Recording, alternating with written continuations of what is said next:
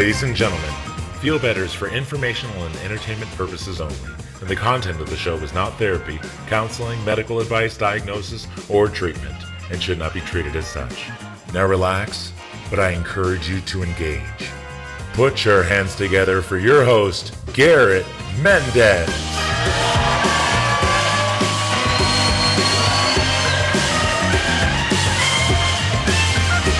Great to see everyone. Hi. Awesome. Thank you. Thank you so much for coming out, everyone. Happy Tuesday. Happy Tuesday. First of all, give a big round of applause for the Hudson Theater. Thank you so much for having us. Very beautiful theater. Very beautiful. Wow, we have a cool show for you guys in store for you tonight. This show has one goal. Feel better. Duh. It's on the sign, guys. It's on the sign. God, I'm so happy it's air conditioned in here. Anyways, so what you guys are about to see, I'm going to bring out two comedians. They're going to share some personal stories with y'all. And then each comedian will receive a little bit of personal analysis and some open discourse, all supervised by a legit psychiatrist. I say legit because this guy is humble and insanely smart. Let's stop wasting time. Ladies and gentlemen, put your hands together for Dr. J.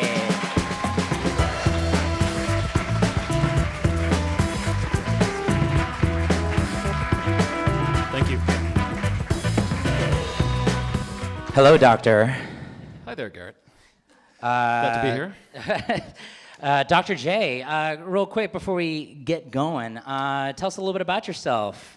I'm a community psychiatrist. I work for the county. I work with severely mentally ill folks. And I think that tonight's comedians are going to be fitting the bill. So. No, I'm just kidding. They're going to be great. I'm not used to such high-functioning people, okay? Well, you may take back those words, so we'll see. Awesome. Super honored to have you with us. Glad to be bring here. credibility to all this. Oh yeah, street cred. Yeah. Yeah, you got to get that street cred.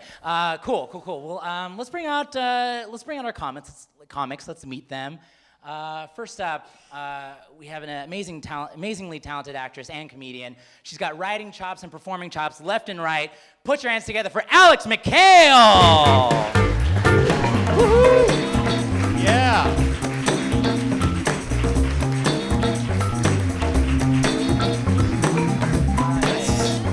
Have a sit. I'm tricking him. I met him backstage, but I thought I'd introduce myself. Alex, hi. Hey, how are you? The faux pre-show meet. Yeah, but you gotta pretend that you're meeting for the first time. That's how Hollywood works. I've never met her before. The movie magic, right in front of your eyes.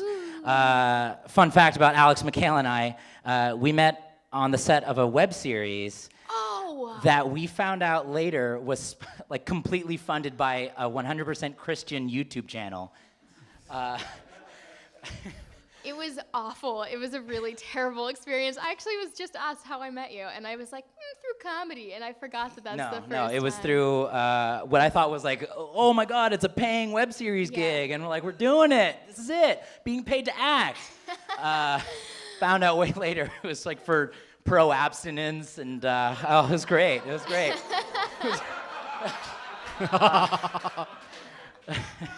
We got paid, yes, but we lost our dignity. So it's like doing things for Scientology when you like do their commercials, and you do it because they pay well and they feed you, but it's sad. Right. You hate the books that they send you home with. Awesome.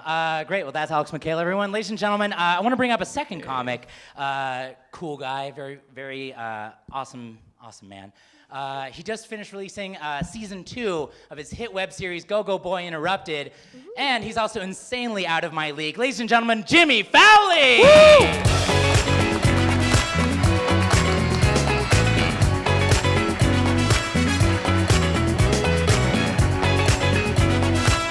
Do the shake. Pretend like you're meeting for the first time. Hey guys. Such a great intro. You're like, it's a good guy. He's an awesome guy. Like I was like, I was hoping that was all the intro, just that. Just good guy, awesome guy. That was great. And Emphasis on guy, I guess, is the... I'm not a trans woman. A lot of people are like, it's not a trans woman, and I'm not. So. Perfect. Getting right to the issues, right off the top of the show. Awesome. So we have some comedians who have prepared some stories for you guys. We're going to start off with Alex. Because ladies first. So the way Misogyny. yes. Or, yeah, I guess that's reverse misogyny. I don't know, guys. I'm trying to keep up. So the way this all works, we're going to share a little story with y'all, and then afterwards we're going to sit down for some discourse. Alex, I believe you are first. Put your hands together for Alex McCale, everyone. Do you want me to stand up there? This is a joke. All right. Hey, everybody. Okay, you ready to laugh?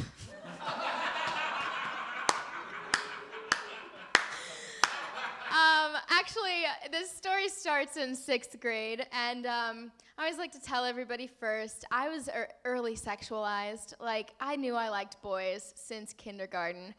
My first crush was the fastest runner in my kindergarten class. His name was Max. He had slick black hair, and he probably didn't bathe very much, but he was really cute.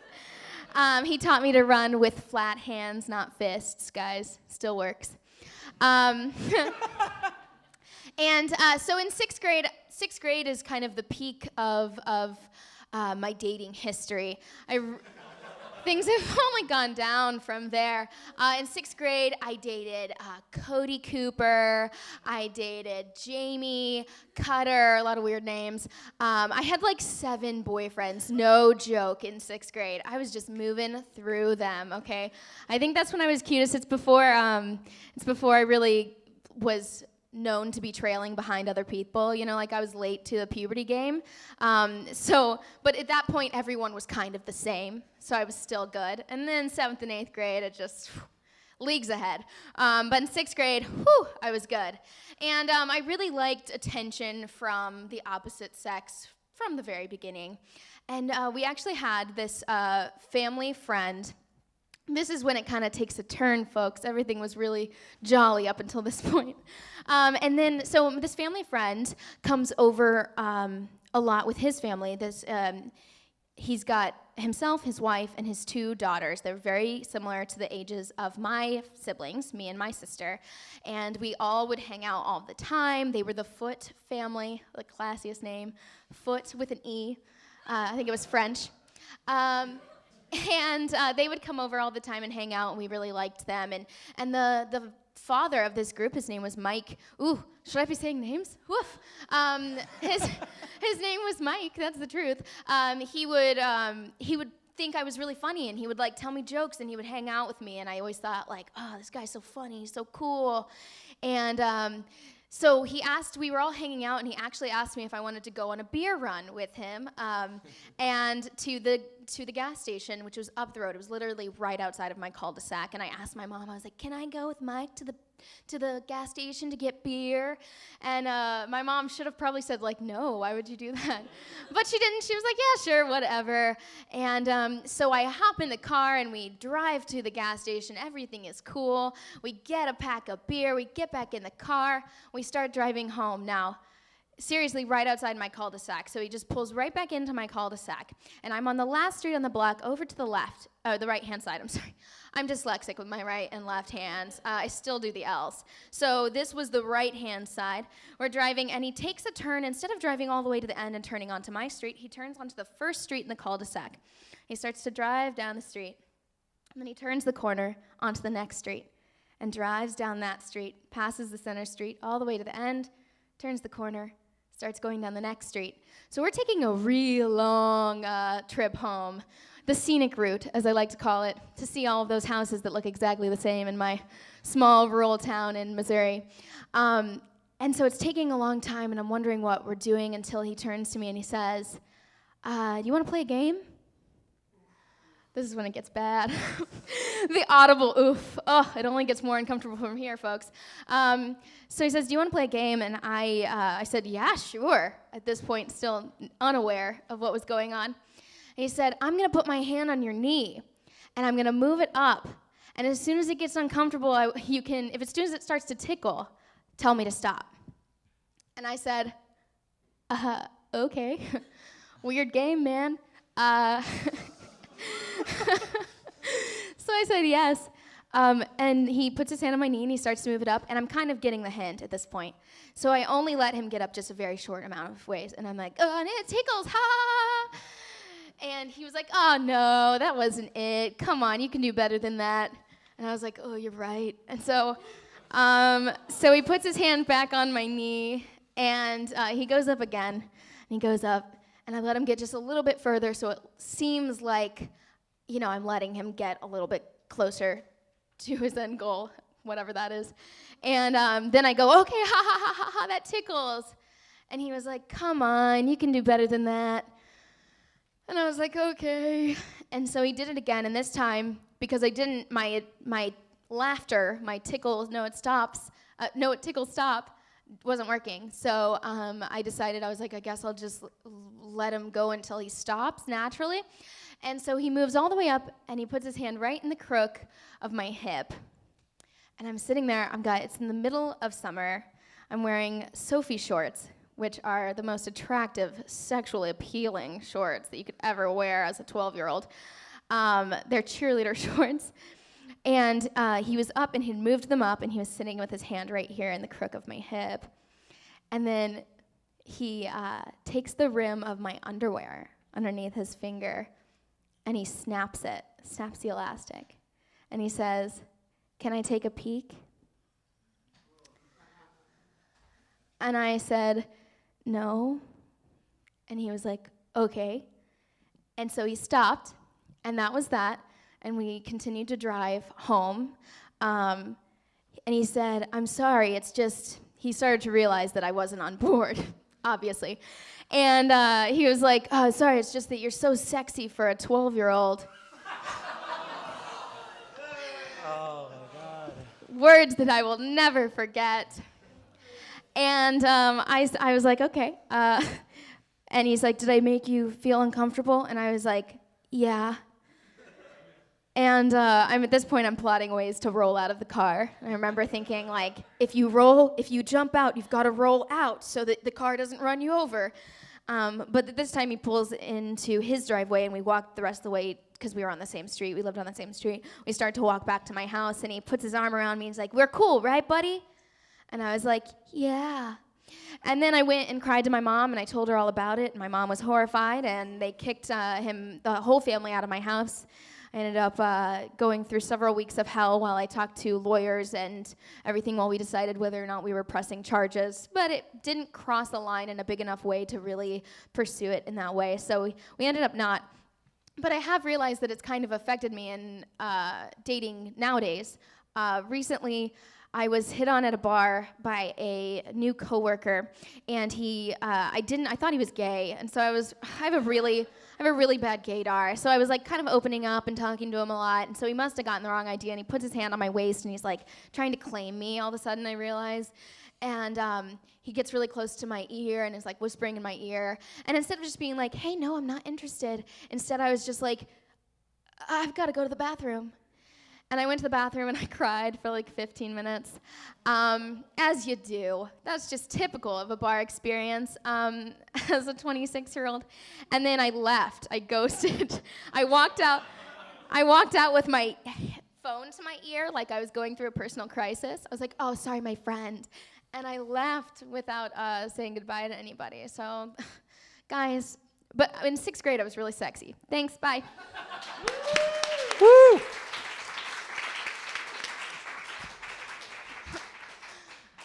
Nothing like a comedy show with audible oofs. Thank you, Alex, for sharing that. That was really brave. There's a lot there. Thank you. No, there isn't. That was beautiful. Thank you very much for sharing that. Thanks, guys. Thanks. Hey. Wow, not me. Thanks. No. So I guess may I just first ask real quick. Yeah, ask away, guys. When it comes to, I guess, the prospects of new relationships nowadays, i.e., the guy who just hit on you at the bar, Yeah. whom you thought was gay, which has totally happened to me, by the way. It happens to me so often. Just backstage, Jimmy was all over me. It was Right. just like, but I was like, for sure he's gay. I guess we're gonna unfold that onion later. We can unfold it now if you'd like. I couldn't think of a joke fast enough. No, I never can. Oh, sorry. Did you? I was curious about the Foot family. Did they stay in the town? Like, did you just run into them? That seems like incredibly like painful to see them. It was bad, and they went to the same school as me, and for some reason, like, we were really quiet about it. My family was super trying to be really respectful of them because we were close with them. So we didn't talk about it, but it got out at school. Oh my And God. they went to the same school as us. It was like really horrible. I can't even imagine. I've never spoken to them about it because then you kind of have to deal like, what's wrong with your dad? Like, I feel like that would have to be addressed, but I didn't, and I still know them ish, but we never have spoken about it. Actually, Whoa. Can I ask That's you a question? crazy. sure. When did you start running? You mentioned running. Running. Wait, what? Like, I think you started the set off with running with open hands versus closed fists. Oh no, I don't really run. Did you run in 7th or 8th grade?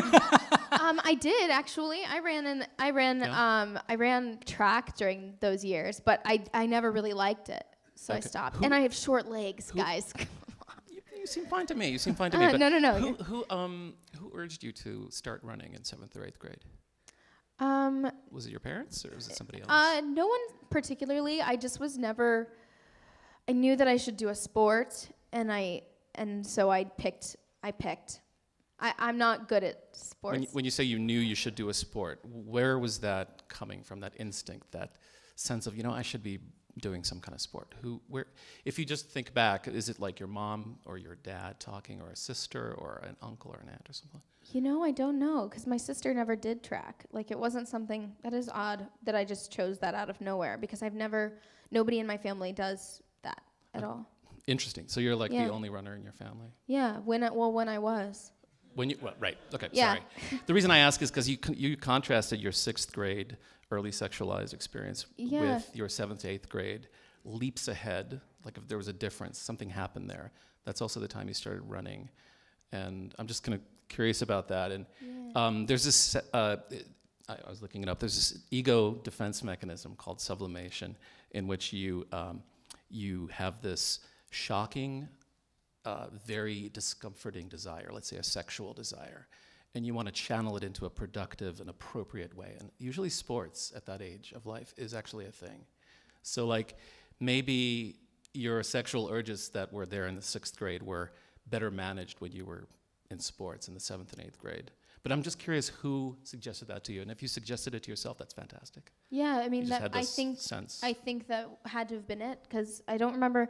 My parents were never really forceful about me doing anything. They were just like, sure, we'll pay for the Go ahead, jersey. go out with older guys. Sure, we don't care. Yeah, they were just down with whatever. And I also, that's the same time that I started getting into performing. It was actually the exact same time when I started doing theater for the first time. Nice. Yeah, so that might have been an outlet as well. I feel like I went into sports because I couldn't get a girlfriend. So Okay. Very different So reason. you did have to do you're something saying, with like, those the sexual eye, energies. like you're Yeah. taking that energy and focusing it, like choosing to. I didn't have a choice.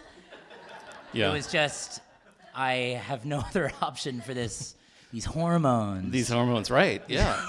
Did you Yeah. get girlfriends like when you started playing sports? No. No. But you felt relieved at the end of the game, right?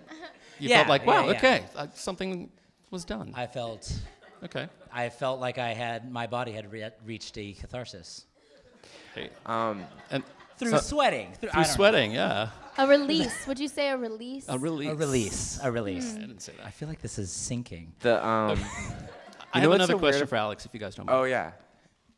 I was Same just thing I now had to your thought. 26-year-old self. Okay, cool. Yeah. This is the part that I Leave need all to that figure out. latency stage stuff behind. Okay, let's. Okay. These days, one of the things that bugs you is when you're hit on by people who.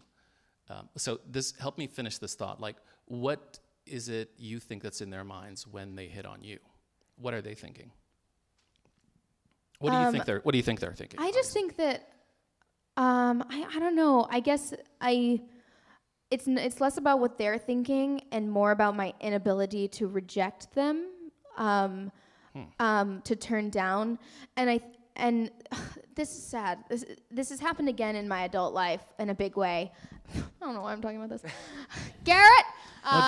Go with it. Go with it. Sorry, I didn't mean to throw When you under I the- was an intern at a comedy theater in town, I had a very similar experience, almost exactly mapped over this exact same experience when I was 12. The boss at the comedy theater waited until I was at the office alone with him, and he started giving me a back massage as if he was, being friendly, because I used to give him back massages because he always talked about how he had a bad back, and I'm a friendly girl. And so he started giving me a back massage to pay me back for all those times, and slowly began to just grope me full on. And as an adult, instead of being able to be like, stop, what are you doing? Like, stop. I was just kept talking to myself in my brain, like, where's the line? Like, what is the moment that this is crossing the line? Does it cross the line yet? Does it cross the line yet? Maybe not. Maybe he's still trying to be friendly. Oh, no, that can't be friendly, but I should have told him 2 minutes ago that was unfriendly. So where does this end and where does this begin? And now it's too late, and now I'm just gonna sit and bear it. And I said nothing until it was over. It feels uncomfortable to like say something because that has happened to me like in like I go to AA and it's very huggy and that's great. But then every now and then someone you don't really know will be like, hey, and they'll like hug you and then they'll like feel your arm and like, should I be like, stop? I'm uncomfortable. Right. It feels crazy, but I guess that's a normal thing. Yeah. Like I don't really have good boundaries. So like what's an appropriate thing to say? Just like, hey, I'm uncomfortable, or You could just That do sounds the good, you could yeah. do the Mr. Robot thing where you just like there's like like I'm shocked. You know what I actually did? There's this guy who I keep seeing. He's in my like group of friends, and he makes me feel so crazy and comfortable. Like it feels like he's eye raping me, and he'll be like, "Want to spend time with you," and it's so weird. And I ran into him at Foo Bar, this bar down the street, and I didn't know what to do. So my strategy was just to go like this.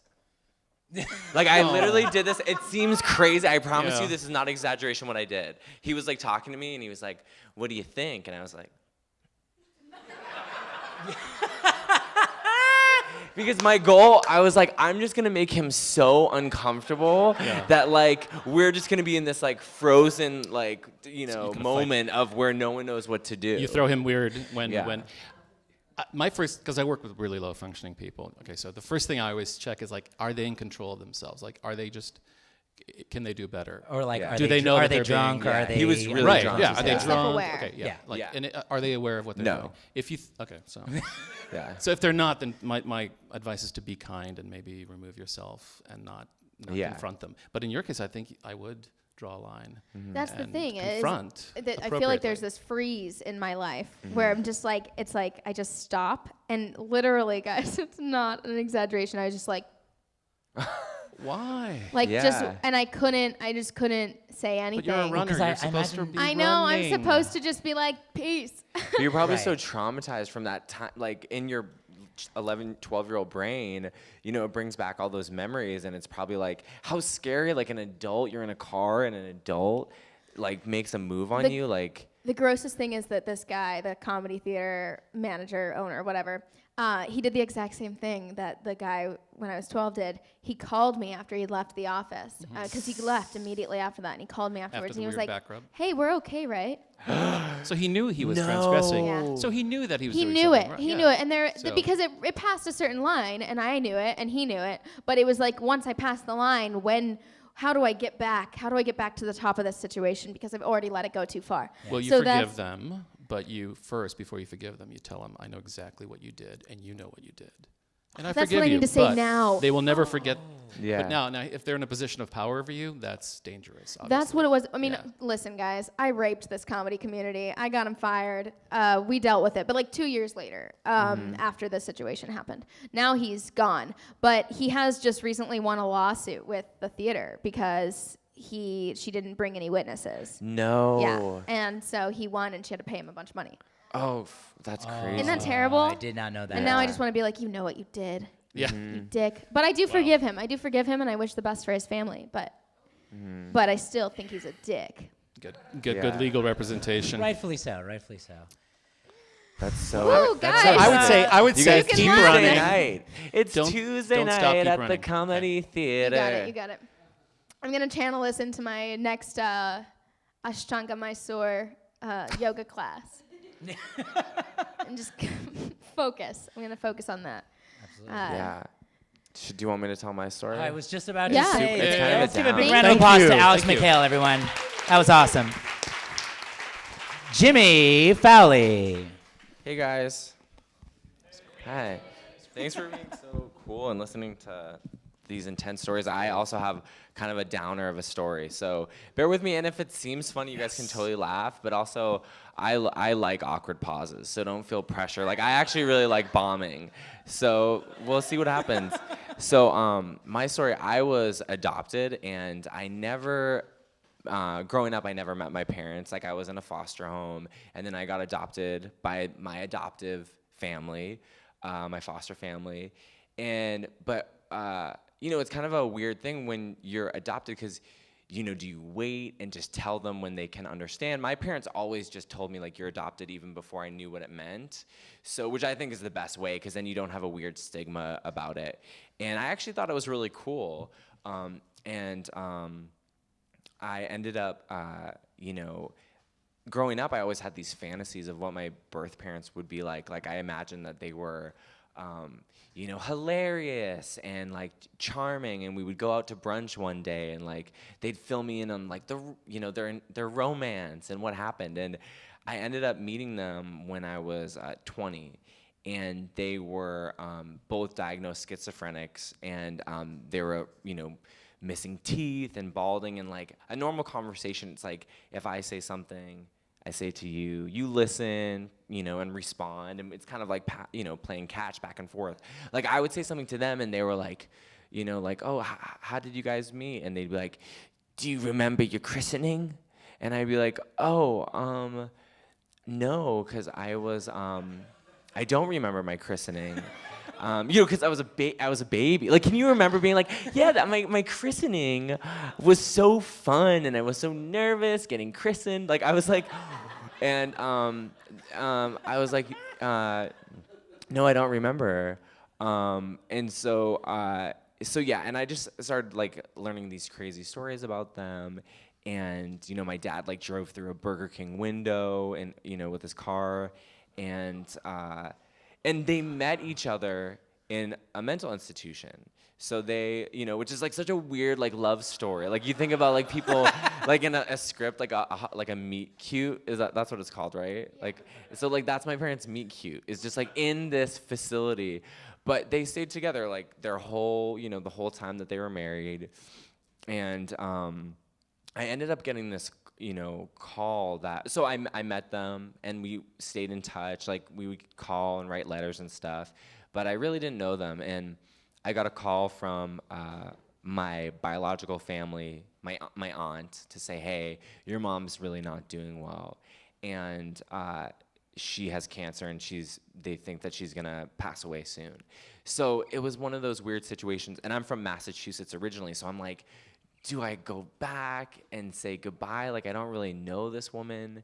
But ultimately, I was like, I should say goodbye. And so I flew back to Massachusetts. I drove my adoptive mom's car up to the nursing home she was at. She was in hospice care, so she didn't have a lot of time left. And I hated going to the facility. Like, I went there, and I have a biological sister, and she met me, and we went, and she's a nurse, so she was like so in the zone. She was like helping my mom getting her water, and I was like awkwardly on my phone, just like Ricky Lake was like playing on the TV, and I was like, wow, that woman's hair is really intense. Like, I didn't know, I was so uncomfortable, and she went, like, when I walked in, like, again, I had that like romanticized moment that I would sit by her bedside, and like she would just really open up about my life and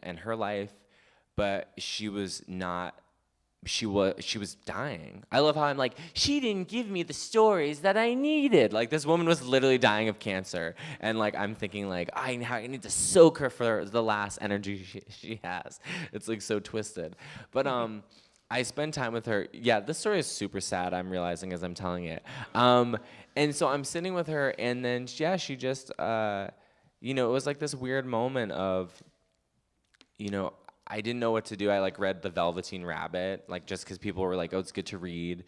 And then, 3 days went by, and then it was this, like, crazy moment of, like, this woman who I didn't really know that well, but she brought me into this world, and like I'm sitting by her bedside as she's like slowly leaving it, and I had never seen someone pass away before, and I left that third day, and then I got a call saying that she had passed away. So that's my hilarious story about my mom who died of a cancer. Wow. Always finish with a song. Jimmy Always. Fowlie, everyone.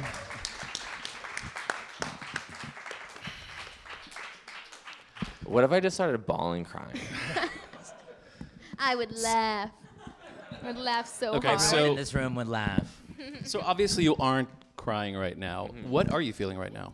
I don't know, it feels kind of vulnerable just to share the story. I don't think it was really hard. Like, I had 2 months where after that happened, I started going back to therapy and talking about it. Yeah.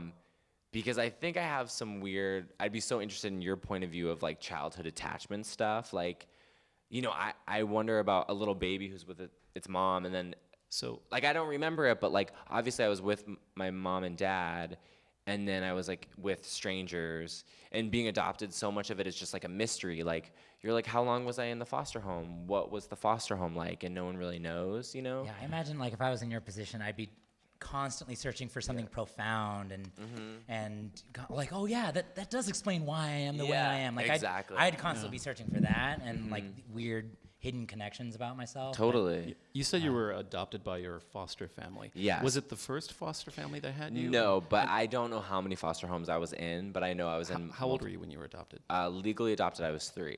But I believe I was I was in the foster home of my adoptive parents when I was like, I want to say like 6 months or 7 months. Okay, so really young. you were an infant. And you said you had a biological sister. Was she adopted with you? She was adopted by my biological aunt. So I got adopted. I was in the foster care system, and she actually just got straight adopted too. Is she Your older aunt or didn't want younger? you? I know. I like that's What's up? so, but I never thought of it Yeah, like that. But right. she felt weird guilt about it. But she had a son that was a couple years younger than me, so she wasn't really thinking about a family and stuff. That's what she said. But yeah, it's like kind of weird because you're like, I didn't oh, mean to bring that up. no, Pick that I think it's sore. good. I think I just please think- bring it all up. I think I'm not like, I don't feel like weird to her about it because obviously I had my, I think everything happens for a reason, and like obviously like I'm, here in LA and I have clothes on, like, and I'm not crazy. How so- old were you? Yeah, no, of course not. No. How old were you when you? Okay, so you said you realized the reality of your parents when you were about 20. So until 20, you had this fantasy image of your parents being these hilarious romantic people. I guess that's not totally Just give true. up and I okay. did kind of know that they were mentally ill. Like, my parents would always be like, I call them my parents, my adoptive sure, parents. yeah. My parents were like, oh yeah, they were sick, they couldn't take care of you, but I didn't really know like I didn't know what that meant, And then I knew that they were schizophrenic, but still, I still had that like. Did they take you away like at birth? Because it sounds like by 6 months you were already in your foster family. They were like, no. That's such a good question because I talked to my aunt and she was like, you stayed with your birth mom for a while. Like, I would go back and forth between their house and a foster home, and apparently like they didn't have like because they were, on assistant living from the government, like Right. there were certain social workers who had to check up on me, Right.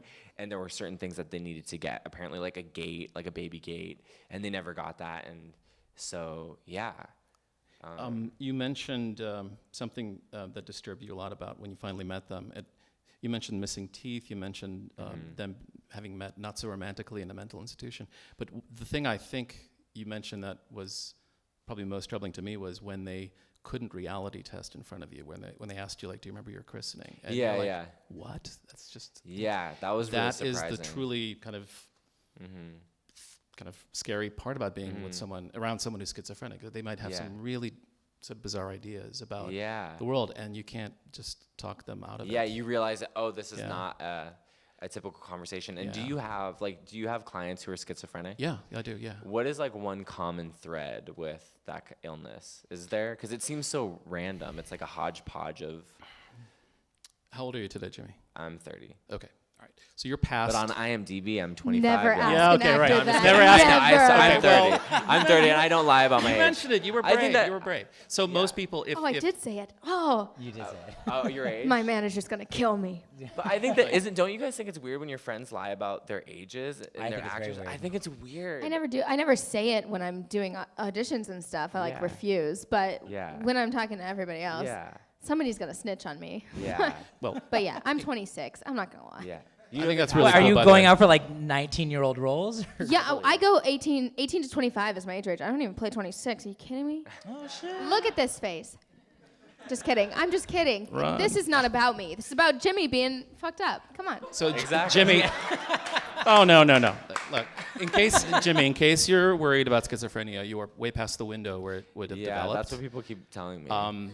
And My just to give you mom- just to like compare fears, you mentioned the fear of schizophrenia, or we sort of talked about it. We also mentioned cancer. Okay, what would you say, out of 100, how many people will develop schizophrenia? How many people the out of 100? world? Yeah, in the world. Anywhere in Oh the world. wow, I mean, Is it, I have is it no 10? concept. Is it 50? Is it 2? Is it 1? in the world? No, out of 100. Out of Oh, out of 100. 100. Yeah. Like, Out of what are 100. the Oh, chances like- of getting? What are the the I thought it was chances? like a math question. What are the about, chances like, of developing schizophrenia? If the world were 100 people, Oh, like how many? I'm guessing like one. Exactly. Yeah. Okay. It's 1%. One. But you have almost a anywhere you big go. chance What do you of think? both your parents, right? Like, So yeah. So if you had children, your children would have a higher chance, a higher risk of developing it, but you yourself don't seem to have it. And okay, what about cancer? What do you think the chance of how many people out of 100? All cancers the included. only freaky thing about cancer is like of my 4 aunts, they're my biological aunts. 3 of them have it. Yeah. So About a third to half, so about 30 to 50 people out of 100 will Gonna get die. cancer. Cancer is actually the real fear here. yeah. And you know okay, so I don't mean to bring this out, but so a lot of cancers you can't do anything about, like pancreatic cancer. Once it's found, it's probably too late. But what's the most common cancer? Skin cancer by 100-fold. Wow. And that's a cancer you can do something about. You can wear hats, you can put on sunscreen, Yeah. you can limit your exposure to ultraviolet rays, no tanning, I mean, like, that's actually a risk factor you can do something about. So there's Yeah, hope. But in terms of, don't worry about Do schizophrenia, you- you don't have it. Do you think that I have cancer? All right, all I can say is I see a dermatologist once every 6 months just for a Yeah. total body checkup. I'm Listen. That's the major takeaway from the show. yeah, guys. like see a dermatologist. What if he was actually a Don't worry, forget about dermatologist? schizophrenia. That would be so genius if you were a dermatologist and it was like your way of Actually, creeping yeah, in to get more I'm double boarded, Just so you find please look under strip. everyone's seats. There's just all these cards for a dermatologist's office. It's like tester sunscreens. Yeah. Listen, I'm totally a hypochondriac, so now I think I have schizophrenia and cancer. I'm just on. I just crazy. caught cancer, like being in this room. How do you know if you have schizophrenia? Like, what are some of the signs to diagnose someone? So people usually have a first break, so-called first break, and they end up in the hospital. Usually they have delusions or hallucinations before that. Suicidal. Suicidal, people with, you can have suicidal or mood problems at the same time as well. Sorry, what is a first break? A first break is just a first time you're in a psych ward, and you're there not because you want to be there. You're there because someone put you there against your will. Wow. It's when Jake Stone broke up with me when I was in sophomore. That was my first break. That was your first Yeah. break? That was Yeah. It's actually short for first break from reality. So, Wow. so the symptoms could have include being detached from reality and having your brain essentially play tricks on you, like making you see things or hear things that aren't there, or even touch or smell things that aren't there. Mm-hmm. And it's not drug induced. So the first thing you always have to do is make sure they're not high on PCP or something, and that's causing those hallucinations. But it would show up in guys. It would be like in your early 20s, maybe even late teens. So by virtue of you being 30, That's good. Great. yes, this is good. Could I have This is other good. things? I'd have to check, but I think you might be predisposed to mood disorders because your parents. That sounds like me. Okay, and that's like depression, anxiety, that kind of thing.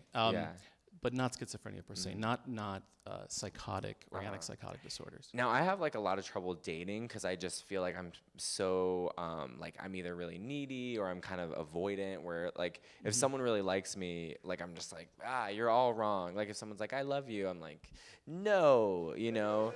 And then but if someone's like very unavailable, I feel attracted to that person. And so I So wonder you like unavailable guys. Yeah, and I wonder, like, do you think some part of it is like being separated from my family? Like, does that happen with kids who are, I never thought of that. I don't know if like detachment.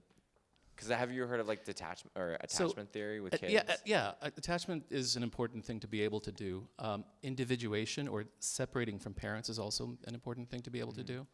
So you need to be able to master both. I think you were so young when you were adopted that it's kind of interesting that it's still kind of in your mind right now. You think so? But don't you think that like if you're a baby and even though you're not conscious, like this is my mom and I can't remember, it's like you're inside that person's womb, you develop, that person gives birth to you, you're with them for like 6 months or a year, and then as a baby, like I don't recognize anyone. Like I'm not trying to make excuses for like my weird romance thing, but I kind of am.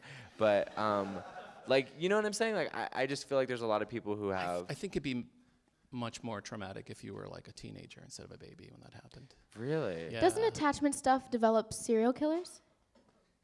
Isn't that I'm serious. Like I heard. like sociopath. We don't really know what causes psychopathology. It's about 1% of the population as well, sort of like schizophrenia, but they're very different. They're people who like to manipulate other people, and they don't have a sense of remorse or guilt. And the best single test for them is actually your own hair on the back of your neck standing up if you're around somebody. It's like someone who's pretending to be a normal person, and you don't know what's wrong. You don't know how they're failing, but they're failing in some way. Whoa, I love that. And you're like, That's okay, so terrifying. pretending to be a it's normal very person. creepy. You're saying like all the That's- weird feelings you have about that one guy in your office. Yeah. In your improv class. It's right. The one guy He's on your always in improv improv. team. Well, I mean, if it's only one guy, but I mean, this might be like more than one guy, 1 out of 100 or so. But how do we Everyone's get onto like, this? How do "Dude, we I get know onto that that? guy." I'm fascinated by serial killers. It's Oh, yeah, a so is big my thing wife. for Yeah. me. What's your opinion on Robert Durst? On Robert Durst? I don't Oh, know. did you I watch watched The Jinx? I watched like half of that. I'm Are more you serious? yeah, It's because so I caught the good. end of it. So when you catch the beginning of it, then it matters. But like everybody in my life was already watching it by the time I caught up to it. Oh. Yeah. Ruined Robert I was Durst out of for me. town, like, when everyone had just binge watched the Exactly. whole thing, so I came back and everyone already had seen it. Exactly. I'm Then out. it's a I'm already waste. out. But I did watch. I've watched so many different things on Charlie. God, not Manson. Charles Manson. Yeah. I'm fascinated by him. Charlie, it's like, you're like, I'm Charlie, comfortable we're with them. I friends. call him by Charlie. Big part of LA I'm history. a flower yeah. child. Is that some sort of illness? If you're fascinated by serial killers, does that? No, I don't. I think it's a healthy response. You want to study the thing that you Okay, okay. fear. There's Yeah. nothing wrong with that. Okay, I'm done. I was like- obsessed with the Titanic. like I studied- for way I- too long. I was obsessed. And What, I did you see study it? the moles on my body. I'm like, okay, is that changing? Oh my God. He You has guys a gonna- big thing with what- skin is that cancer. Goes back to dermatology. Does it look like France? Wait, it was Belgium yesterday. It's like that's the stuff Wow. I study because that's what I'm afraid of. Oh my gosh. amazing. I love it. Now I'm gonna psychoanalyze you. Okay. Go for Okay. it. Your fear of skin cancer Uh-huh. is, I don't know, when did you first start running? Ladies and gentlemen, that's all the time we have for today.